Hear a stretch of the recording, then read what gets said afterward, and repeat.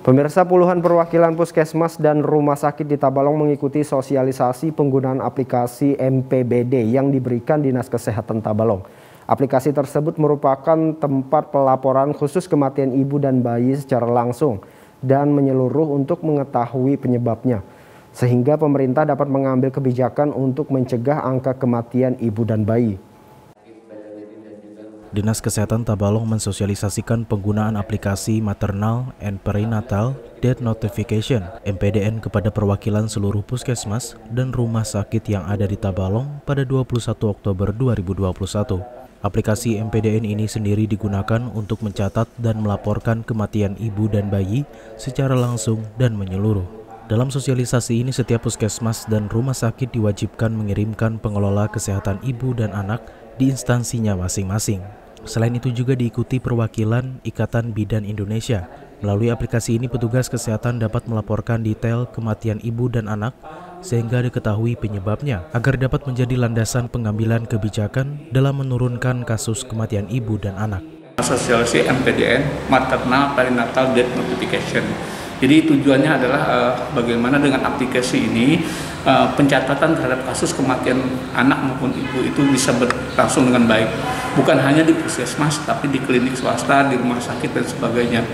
Karena sudah dibuatkan suatu aplikasi sehingga mengurangi kejadian-kejadian yang namanya underreported atau kurang terlaporkan.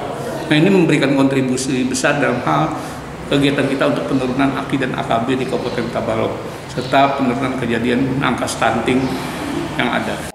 Analis Kesehatan Ibu dan Anak Provinsi Kalimantan Selatan, Windarti, selaku narasumber menjelaskan, dengan adanya aplikasi MPDN ini, pihak rumah sakit maupun puskesmas bisa secara aktif melaporkan kematian. Rencananya di tahun 2022, user MPDN akan dikembangkan lagi, sehingga klinik dan BPM juga bisa melaporkan kasus kematian ibu dan bayi. MPDN ini, aplikasi ini sebenarnya pelaporan kematian atau notifikasi yang dilakukan oleh puskesmas dan rumah sakit.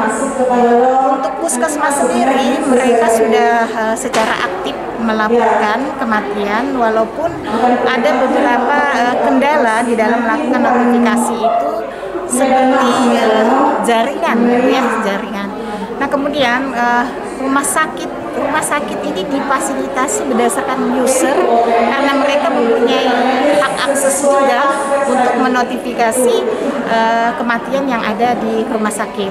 Untuk puskesmas sendiri juga mempunyai user. Nah, nanti di 2022 ini kemungkinan besar user ini akan dikembangkan lagi sehingga klinik dan BPM itu mempunyai user sendiri untuk melaporkan kalau ada kematian. Aplikasi ini diharapkan dapat mempermudah petugas dalam mencatat dan melaporkan kasus kematian ibu dan bayi secara cepat. Data kematian juga bisa diakses dari tingkat desa hingga pemerintah pusat. Al-Munawarah TV Tabalong melaporkan. Terima kasih sudah menonton video ini. Jangan lupa subscribe channel Tabalong Hari Ini dan nyalakan pemberitahuan untuk update info. Jangan lupa juga untuk like, komen, dan share videonya.